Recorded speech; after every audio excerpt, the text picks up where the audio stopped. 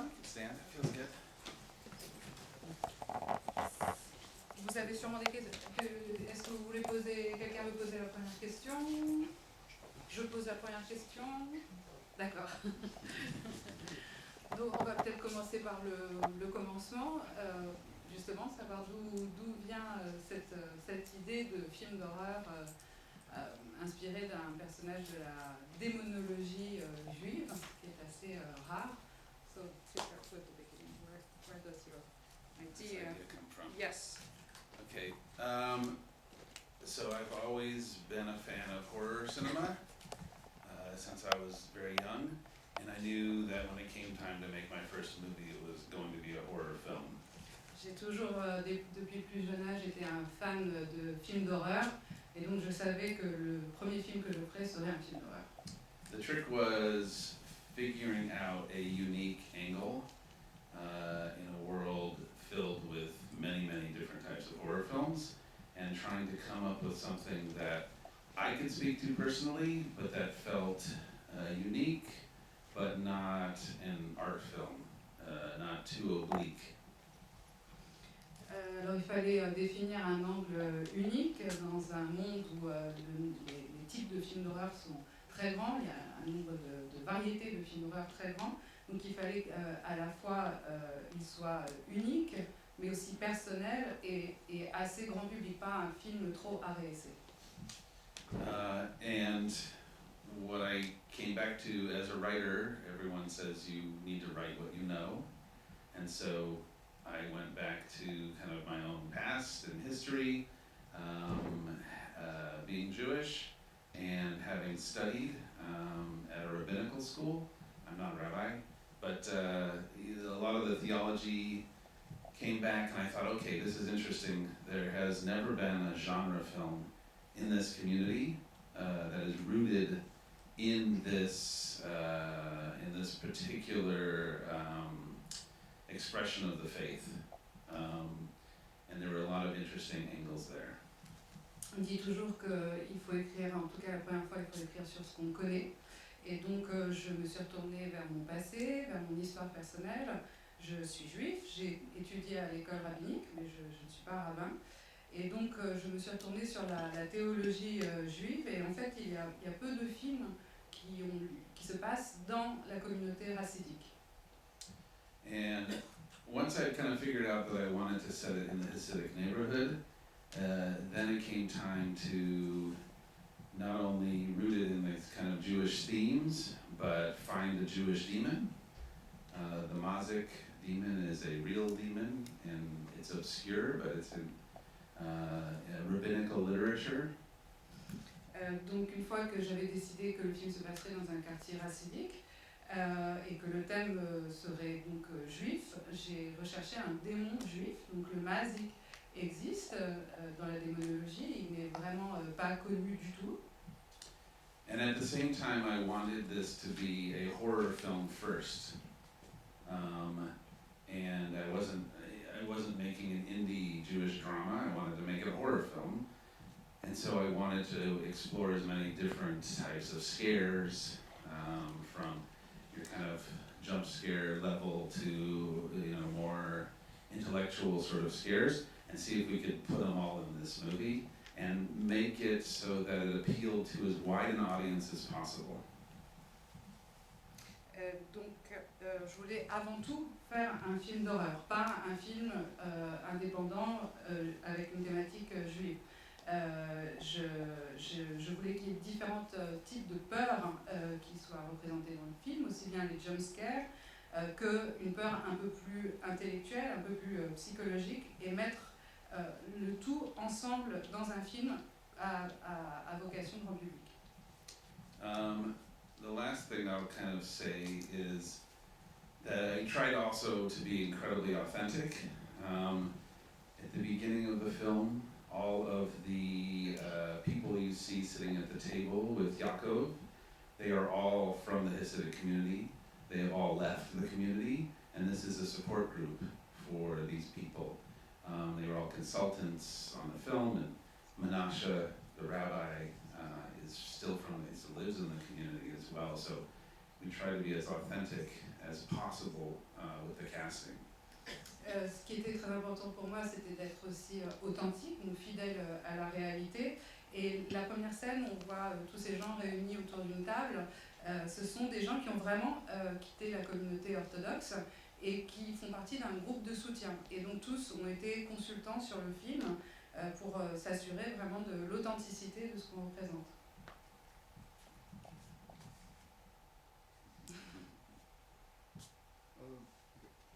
Je la pose en français ou en anglais? Peut-être en français. Lorsqu'on voit le plan de la maison justement qui va être le centre d'action principal, on ressent, j'ai l'impression dans le plan et dans la façon dont c'est tourné, que c'est très rapproché de l'exorciste. Est-ce que ça a été une source d'inspiration? Yes, so The Exorcist is actually an inspiration on a number of levels. Obviously, we've got the shot of the house and the tilt up where the music kind of swelling to an homage to The Exorcist. Donc bien sûr, l'exorciste est une grande source d'inspiration, comme vous l'avez dit, le plan de la maison et aussi la musique avec le petit enfin je sais pas comment vous voyez la musique vraiment typique de l'exorciste. The Exorcist was also an influence because I really loved The Exorcist as a kid, but I didn't understand the Catholic iconography and symbolism and prayers, so I was still able to appreciate the film. It was scary and it was interesting even though I didn't get the religion, and I thought it'd be interesting to make a Jewish equivalent. That is why I didn't translate the Hebrew in this or explain the tefillin when he's wrapping his arm, what this means. I thought the audience would just get it. Donc enfant, j'adorais l'exorciste, même si toute la symbolique catholique et les prières m'étaient complètement inconnues, je ne comprenais pas, mais sans comprendre, de toute façon, j'avais très peur.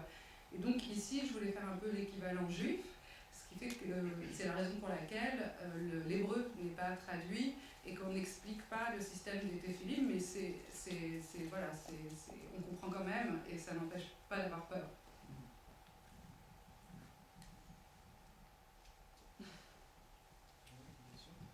Au début du film, les membres du groupe de soutien, le héros il sait pas comment dire au revoir et je me demandais si dans la communauté assidique ils n'avaient pas d'amis en dehors de la communauté et si jamais comment ils disent au revoir ou si c'est juste un truc pour le film.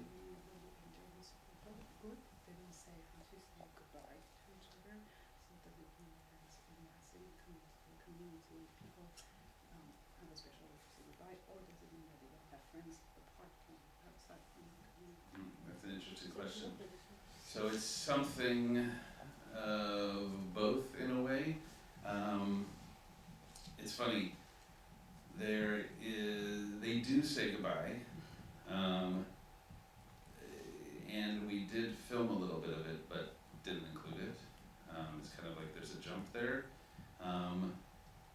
But the trick of this scene, and particularly with Yaakov saying goodbye to Sarah, men can't touch women in the community unless it's their wife, and so he hasn't yet figured out how to hug, and he's very uncomfortable, and so he's still learning it. So I wanted to show some of that, because that is something that they struggle with. Not only just shaking hands or hugging a woman, but dating is a serious issue when they come out. Donc en fait c'est un peu des deux dans la question que vous posez. Quand ils ont tourné, ils se disaient au revoir à la fin, mais finalement ils ont coupé cette partie-là de la scène. Et en fait, ce qui est intéressant, c'est quand Yaakov ne sait pas très bien comment dire au revoir à Sarah, parce que dans la communauté, les hommes ne serrent pas les mains, ne touchent pas en fait les femmes autres que leur épouse. Donc là, Yaakov, il est au courant des hugs, mais il est très très très très mal à l'aise avec le fait de prendre une femme dans les bras. Et de toute façon, en règle générale, quand les gens sortent de la communauté, vraiment le truc le plus difficile pour eux, c'est de faire des rencontres, des dates, quoi, des rencontres amoureuses. Ça, vraiment, ils savent pas comment faire.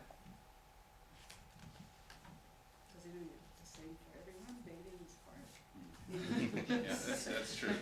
That's true. It's particularly hard for them since they have it.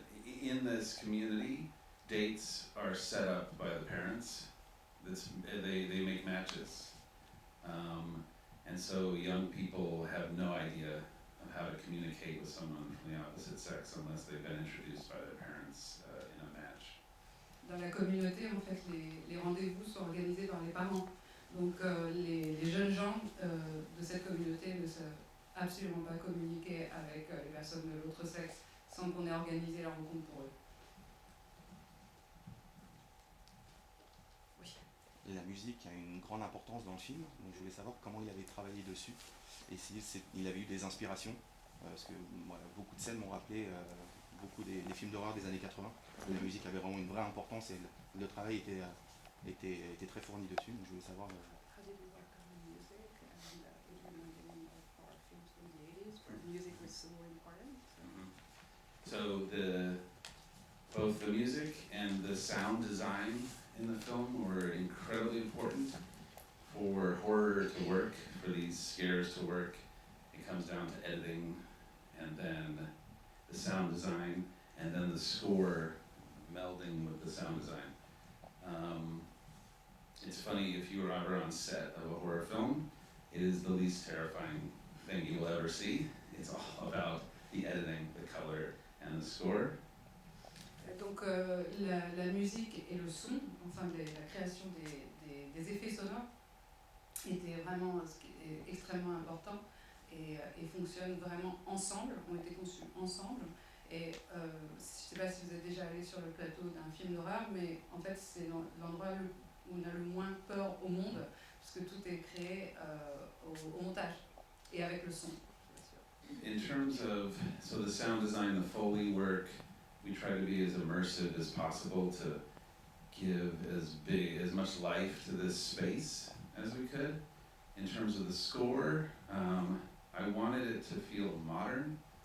I did not want to, you see a Hasidic neighborhood, I did not want to hear a fiddle or violins or go into the traditional tropes that you expect. Donc pour ce qui concerne les effets sonores, je voulais créer un effet immersif pour donner de la vie au décor, au lieu, à cette maison. Et puisqu'on était dans un quartier racidique, je voulais absolument pas entendre le moindre violon ou le moindre instrument typique qu'on pourrait attendre de ce type d'environnement. And I am as a big fan of electronic music and industrial music. My composer and I share very similar tastes, so the music that we turned to in order to complete the score were bands, typically from the 80s, a lot of them, like Skinny Puppy, that melded ambient sort of sounds with industrial sort of music. So you can see some of those moments happening, particularly when he goes outside onto the street. Donc moi je suis fan de musique électronique et industrielle et mon compositeur aussi.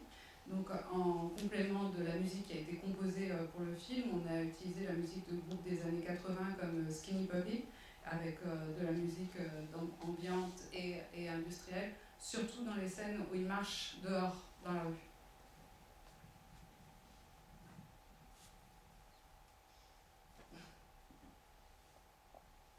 Alors, je vais poser une question sur le Mazik, si ça vous va, sur la symbolique du Mazik et sur la vertu cathartique d'un être comme le Mazik. So, let's talk about the Mazik and maybe it's a cathartic effect that it can have on people and in their life. So when it came time to figure out the supernatural angle to the film, I didn't want to do the Divik, which is a very common Jewish kind of, technically it's, if we're going to be technical, it's not a demon. A Divik is a possessing spirit of a dead person. I didn't want to do a golem because, let's face it, golems aren't scary. So I had to find something else, and I ended up kind of doing this research and finding the Mazik. Donc, quand j'ai abordé l'angle surnaturel des choses, j'ai pensé aux différents êtres mythologiques de la juive. Et donc, je me suis dit non, pas le D-Book. Le D-Book est déjà assez connu. Le D-Book, c'est l'esprit d'un mort qui prend possession d'une personne. Quant au golem, il n'était pas assez effrayant. Et du coup, j'ai fait des recherches et je suis tombée sur le Mazik. In the rabbinic literature, which is hundreds and hundreds and hundreds of years old, it talks about the mazik as a demon that lives in abandoned houses, and people are warned not to go into the house because there could be a mazik, and that's the only description. So I had to come up with what this looks like, and to do that I needed to tie it into the theme of the film, about moving through trauma and moving through pain, and trying and being aware of the past, but not stuck looking at the past. And so this demon was the manifestation of that, with its head turned backwards.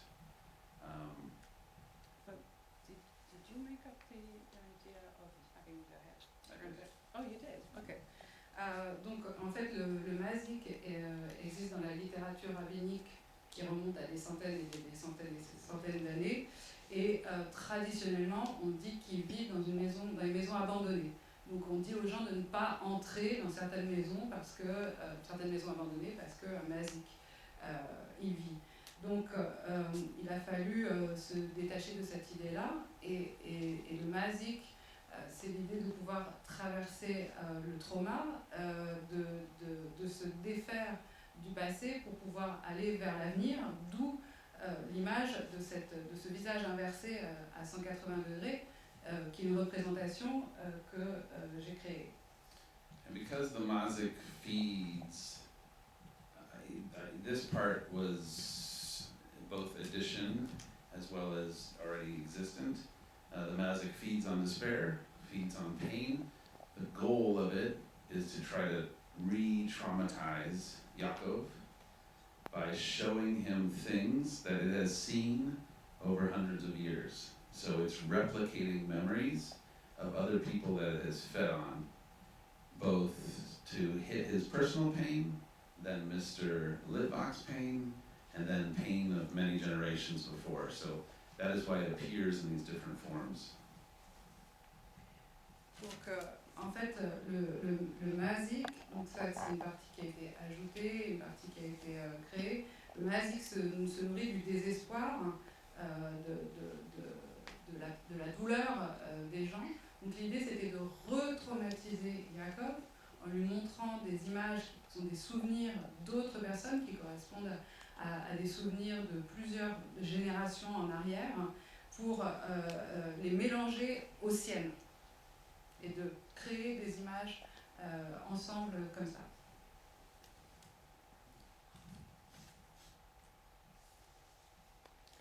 J'ai vu qu'au festival de Gérardmer, les retours presse étaient très bons, même si hélas il n'a pas été primé, il y a un film qui a tout raflé. Mais du coup il disait qu'il voulait faire absolument un film d'horreur comme premier film. Mais est-ce que ça sera son dernier, ou est-ce qu'il veut vraiment se lancer dans cet univers, ou faire plusieurs styles? Yes, I've already set.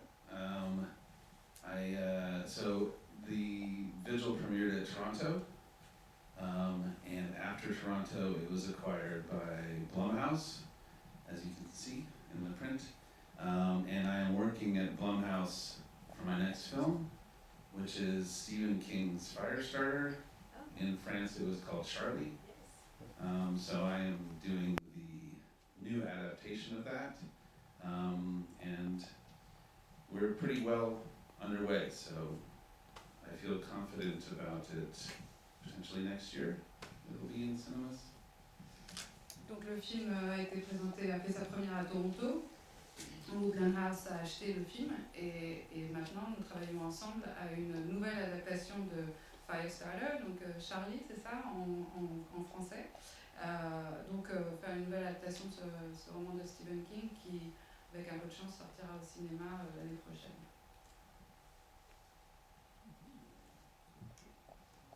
J'avais une question plus sur la direction d'acteur et surtout sur le personnage principal, Jacob, dans le sens où vous disiez que le tournage c'est quelque chose qui fait très peu peur. Comment ça s'est passé, parce que là il offre quand même un jeu qui est assez intense. Comment ça s'est passé How would you direct a main character since it's not a set of horror thing, it's not scary, but still, you know, we had to film First of all, I got very lucky because Dave is an incredible actor. He is also Jewish, even though he doesn't have a Jewish name like me. It was tough. It was tough. He spent a long time before filming with the community and learning the Yiddish, and then kind of finding a way to really scare himself and get himself in a very emotional place. D'abord, j'ai eu beaucoup de chance de trouver Dave, qui est un acteur absolument incroyable. Il est juif aussi, même si son nom n'est pas si juif que le mien. Mais ça a été difficile. Avant le tournage, il a passé beaucoup de temps dans la communauté hassidique. Il a appris le yiddish et il a dû trouver un endroit en lui-même pour se faire peur, tout simplement. Trouver un moteur en lui qui lui fasse peur. And when we were shooting the film, Dave, he'd find a way to get into these emotional places. We'd talk about it for a while, and then he would, he'd do these scenes, like the scene when he wakes up in the chair, and he's crying about his brother and sees this thing rise up out of the stretcher. It was very difficult and wrenching, and then I make him do it again, and again, and again, and again. So he was incredibly exhausted by the end of it. Donc on discutait beaucoup sur le tournage et puis et se plonger dans ses émotions les plus profondes.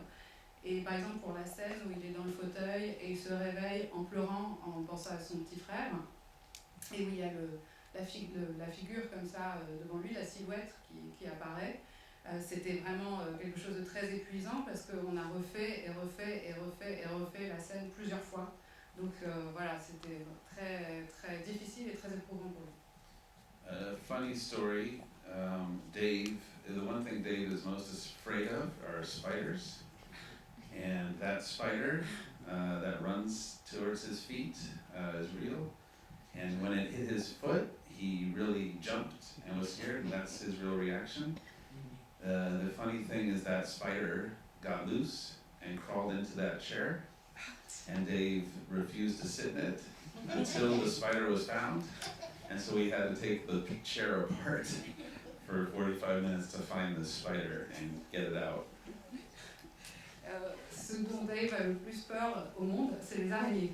Et donc dans la scène où l'araignée arrive à son pied, c'est une vraie araignée, et il a sauté de peur, c'est sa véritable réaction, mais ce qui s'est passé, c'est que l'araignée s'est réfugiée dans le fauteuil, et il a refusé de reprendre le tournage et de se rasseoir dans le fauteuil tant que l'araignée n'était pas partie. Donc pendant plus d'un quart d'heure, on a démonté le fauteuil, on a tout retiré jusqu'à ce que l'araignée soit écartée. The spider was fine, by the way. There was a spider wrangler on set who took care of the spider, and everything was fine. Bon, l'araignée allait bien, elle a retrouvé son dresseur et tout s'est bien terminé. Excusez-moi, j'ai l'impression que vous avez utilisé beaucoup d'effets pratiques. Est-ce que vous avez utilisé beaucoup d'effets spéciaux aussi dans le film, ou alors que des effets pratiques? So 98% of the effects in the film are practical, and they are done both with makeup and then just engineering, like the body coming up on the stretcher, and when he hugs it disappearing. That's all using a lift. And then special effects in terms of prosthetics for the mazik. Stuntman fell down the stairs, and then just very slight CG, only in that hallway sequence, just for transformation.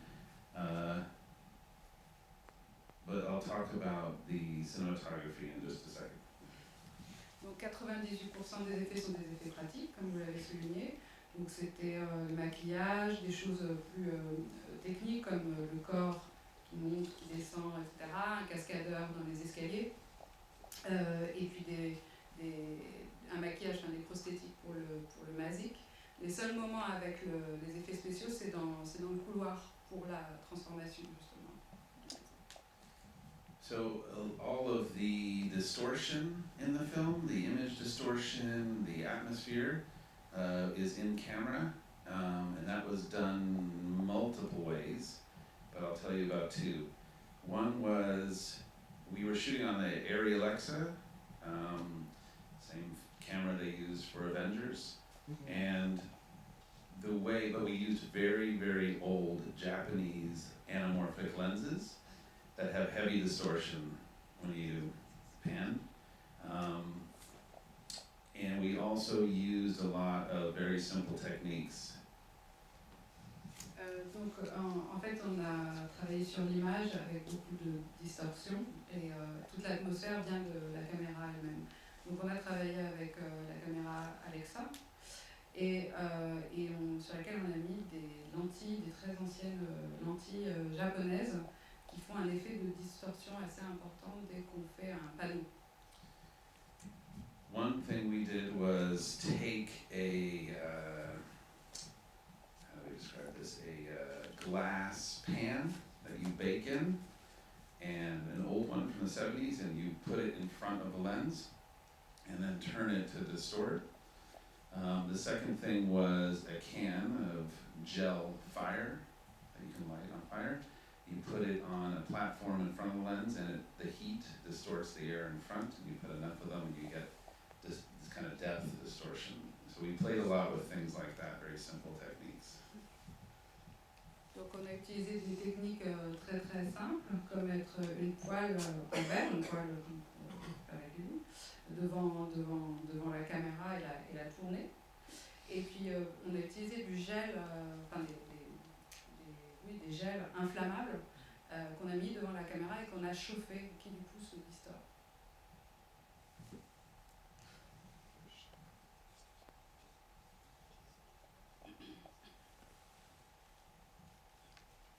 D'autres questions?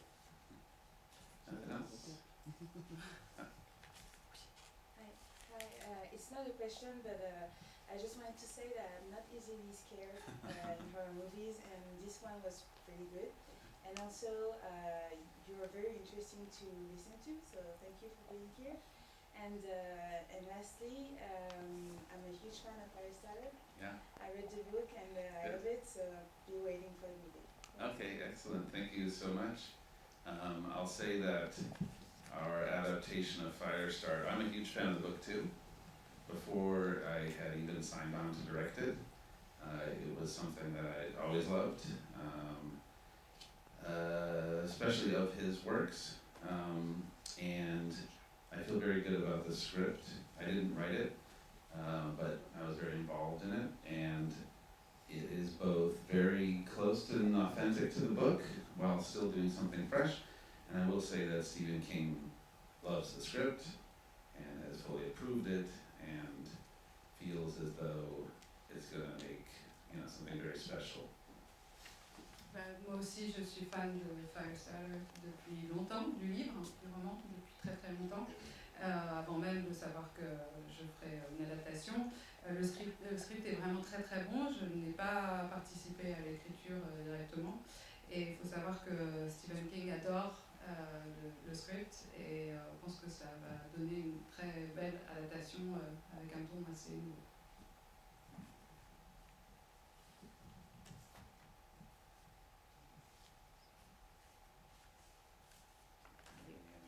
Yes.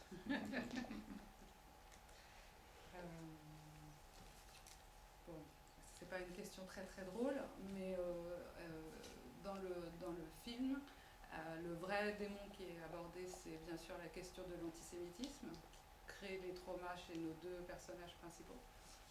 Donc, est-ce que c'était aussi un thème que vous vouliez aborder dans votre film dès le début? Both characters, Jacob and Lustig, are victims of anti-Semitism.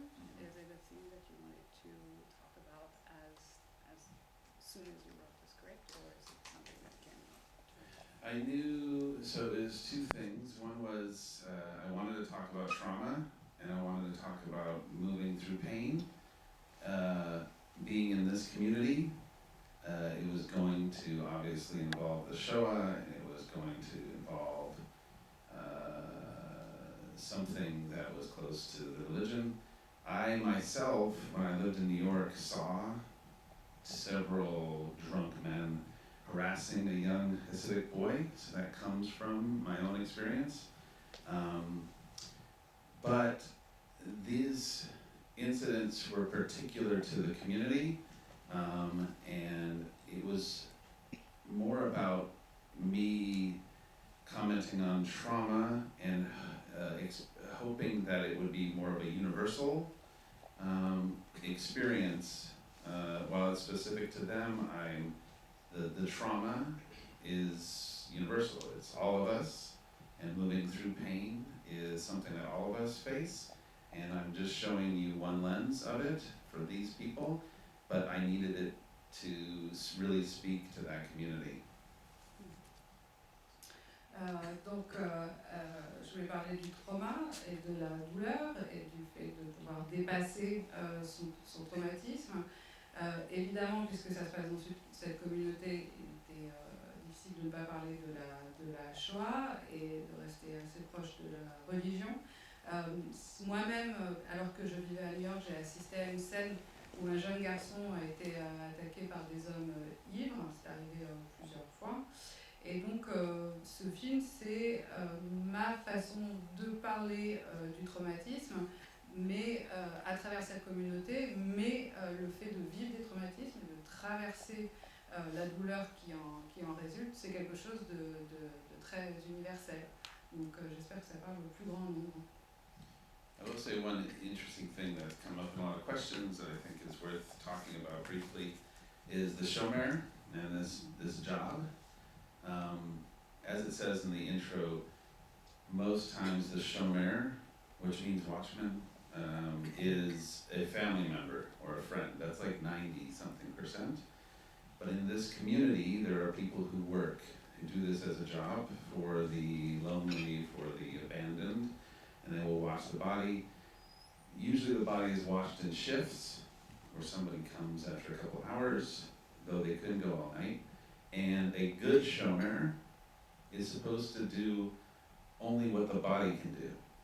So they do not go to the bathroom, they do not eat, they do not look on their phone, they pray. They pray, and so Yaakov is not a very good shomer.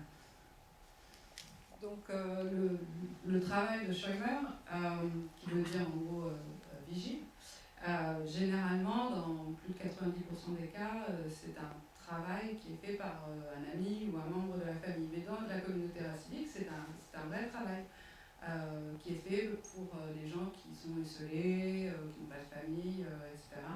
Et donc c'est plusieurs chômeurs qui se relaient. Ils font des sessions de plusieurs heures et ils se relaient. Et un bon chômeur, c'est un chômeur qui ne fait pas ce que le corps ne peut pas faire, ou ce que le corps ne peut pas faire. Donc il ne va pas aux toilettes, il ne regarde pas la télé, il n'est pas au téléphone, enfin tout ce que Yaakov fait. Donc Yaakov n'est pas un très bon chômeur. The understanding is this: the body needs to be buried as soon as possible in the Jewish faith, because the body needs to be in the earth, and when it's in the earth, the soul can ascend to heaven.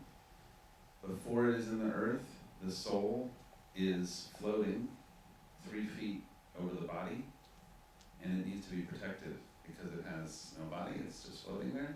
And so that's the role of the shomer, is to protect it until it can be in the earth and the soul can ascend.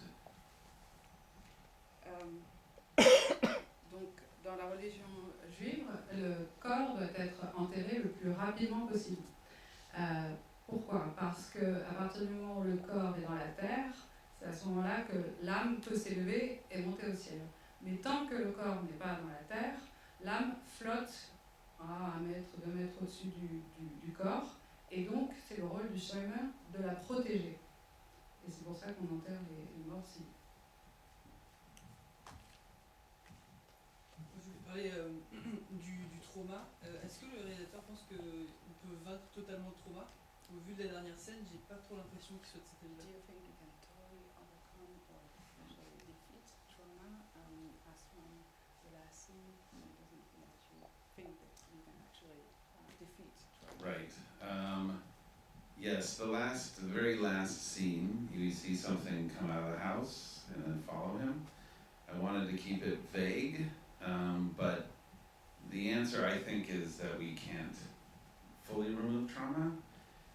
It's more that we can live a life where trauma paralyzes us, or we're constantly staring into it and it's gripping us, or we can acknowledge it and maybe push it to the side and move on, but it's always there. It becomes part of your life and who you are, but the trick is to not let it become the obsession and to move forward. So the idea here is that we have this very cathartic moment where he's defeated the Mazik, he's liberated the soul of Mr. Litvak, and he's ready to live his life, maybe get coffee with Sarah, and yet the shadow continues. It will follow forever. Pardon. Sorry. Non, ça va. Je vois pas tout le monde. Dans la dernière scène, comme vous l'avez vu, quand il sort de la maison, quelque chose le suit. Voilà. C'est très vague, mais quelque chose le suit. Je pense qu'on ne peut pas se départir complètement, se remettre complètement du traumatisme et se défaire complètement du trauma. Par contre, il y a deux possibilités. Soit on vit complètement handicapé par le trauma qu'on a, et ça nous consume, ça nous empêche de vivre, ça nous empêche d'aller de l'avant. Soit on l'affronte, on trouve un moyen de vivre avec, ça fait partie de nous, mais ce n'est pas une obsession au quotidien et on peut avancer, on peut faire quelque chose de sa vie. Le moment cathartique où Jacob affronte le Mazik dans le pouvoir, il libère Monsieur Litvak, ça c'est une première chose, et lui il se libère aussi, et on peut penser qu'il va enfin aller prendre un café avec Sarah, mais il y a toujours l'ombre qui le suit. I will add just one little fun thing. This was part of creating the atmosphere on set, but also trying to add to the sense that there are things watching from the shadows in the film the whole time. There is a scene in the film, I won't say which one, where the Mazik is standing in the corner. It's not the one where he turns and looks with the flashlight. There is clearly somebody there. But there's another scene where it's standing in the corner the whole time, and you don't see it, he doesn't see it, but it's there. So I dare people to see if they can find it. It'd be interesting to see if someone could find it and like a screenshot or some sort of thing where you see this Mazik. He's standing right there. But it was fun to have on set. The crew would be like, Donc c'était à la fois pour créer une sorte d'atmosphère sur le plateau, mais aussi pour montrer qu'il y a toujours une ombre qui plane. Il existe une scène dans le film où le Mazik est là, il est dans un coin de la pièce, mais on ne le voit pas. C'est pas la scène où Jacob se retourne et utilise la lumière de son téléphone portable, c'est une autre scène. On ne le voit pas, Jacob ne le voit pas, personne ne le voit, et c'était assez drôle sur le plateau parce que tout le monde il est là, mais on ne le voit pas. Donc ce serait rigolo de savoir si quelqu'un dans le public arrive à trouver la scène en question, où en fait il est toujours là.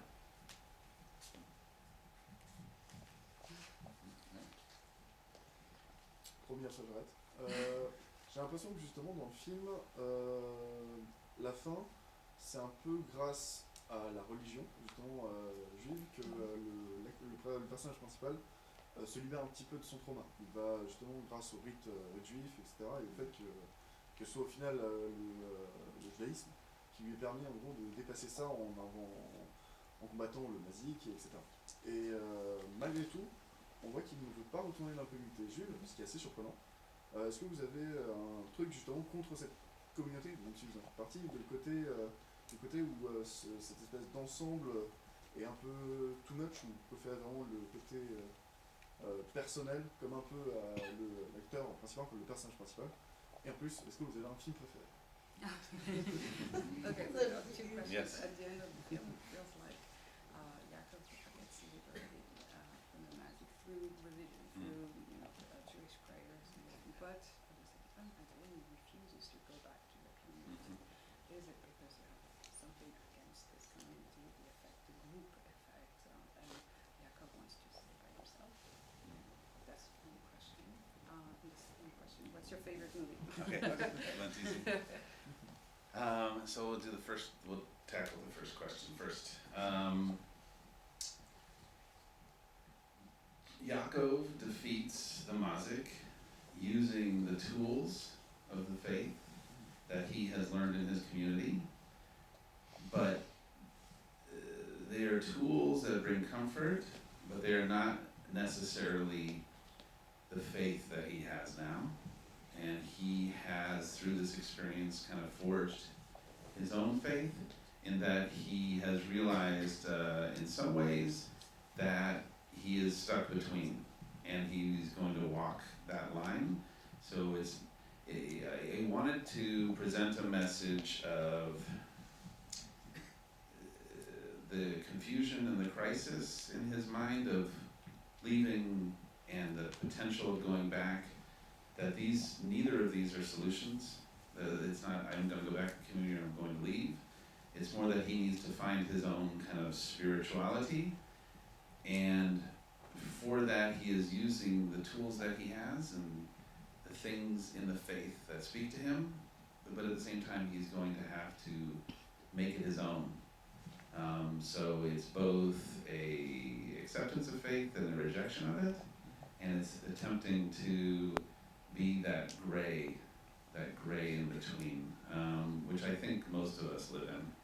And so I was trying to kind of have him go through this turmoil to discover this about himself. We don't know where he's going to go, but we know that he's confident that he can move towards that. Donc, en fait, Jacob bat le Mazik en utilisant les outils de la foi qu'il a appris dans cette communauté, ces outils qui lui apportent du réconfort, mais tout ça ne correspond plus à sa foi à ce moment-là. En gros, il a créé la sienne, et il est coincé entre ces deux positions, c'est-à-dire que le message, c'est qu'il y a une période de confusion, il y a une vraie crise dans son esprit entre ces deux mondes, parce qu'aucune des deux solutions n'est possible. Il ne va pas retourner dans la communauté, et il ne va pas non plus être dans complètement l'opposé. Donc il crée sa propre spiritualité avec les outils qui marchent pour lui et qui viennent de ces deux côtés-là.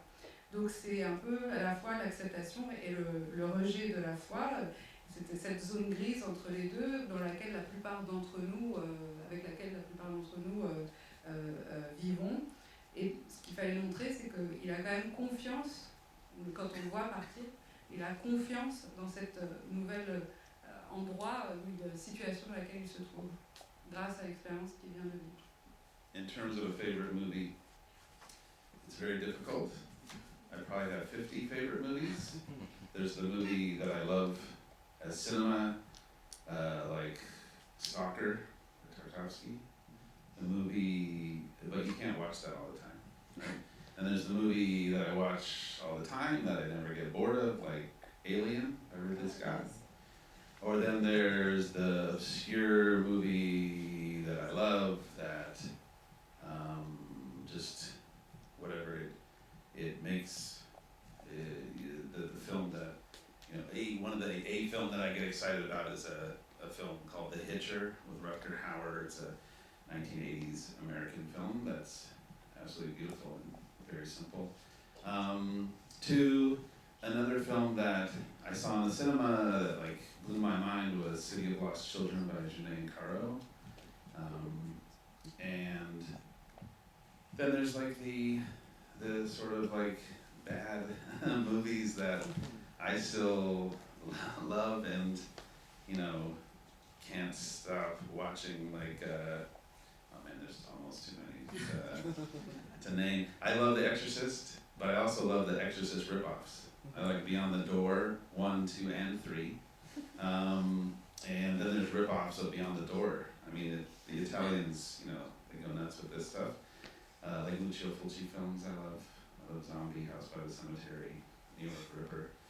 They're nothing like my movie, but you know, these are if you take all of these things, and then you take stuff like Betty Blue and stuff like Polish cinema and, you know, whatever, Blade Runner, you throw it all together, you kind of get to where this comes from. I would say it's like films for me, it's not so much that I see I'm going on for a while here, Yeah, but sure. it's not so much that I see a scene and I want to replicate this or do this. It's that it's like planting a flower bed, and all these films are the earth, and then the things that I create are what grows from them, from these images and ideas. Donc, parmi mes films préférés, il y a Stalker de Tarkovsky, mais c'est pas un film qu'on peut regarder tout le temps.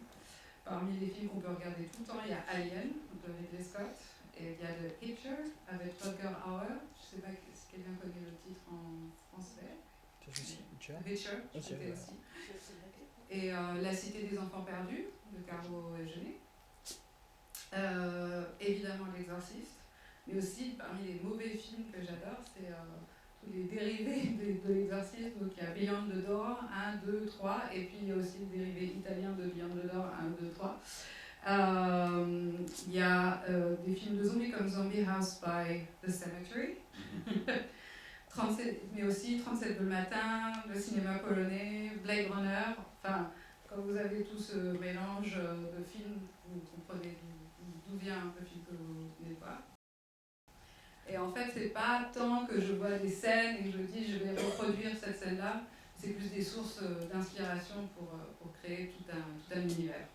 If I were to point out one movie that's an incredible movie that very few people have ever seen, at least people my age and younger, is a film. It's very hard to get in the United States. I don't know how hard it is to get in Europe. I haven't looked at like multi-region releases, but it's called Leolo.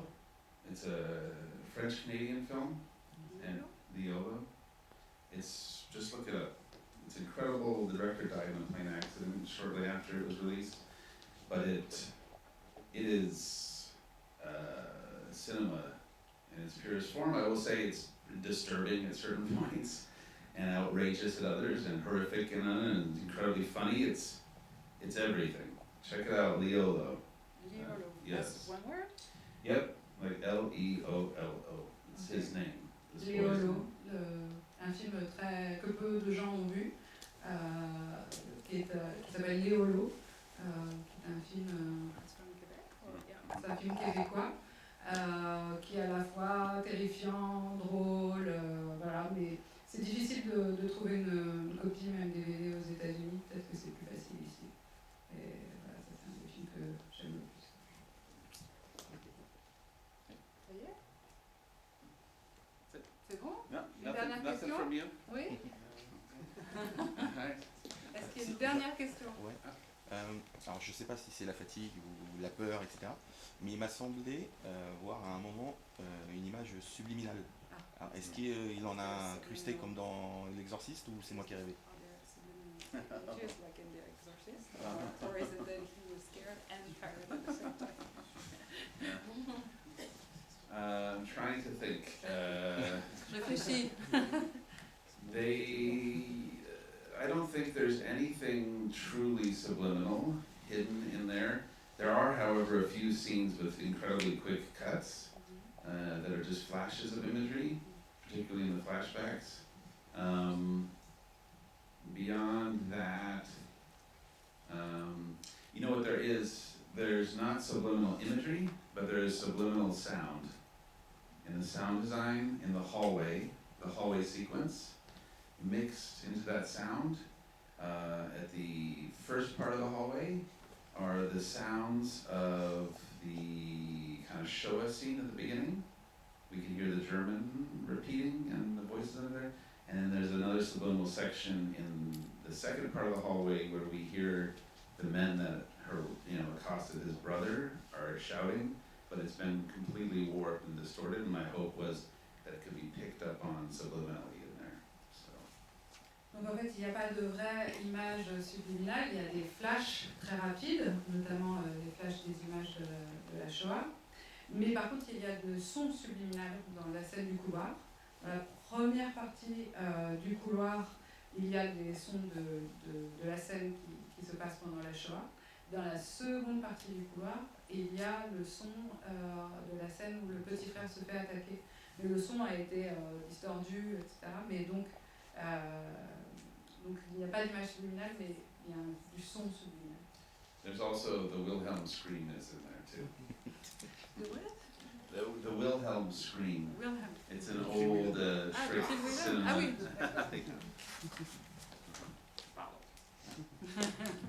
Thank you so much Thank for you. coming out and seeing it.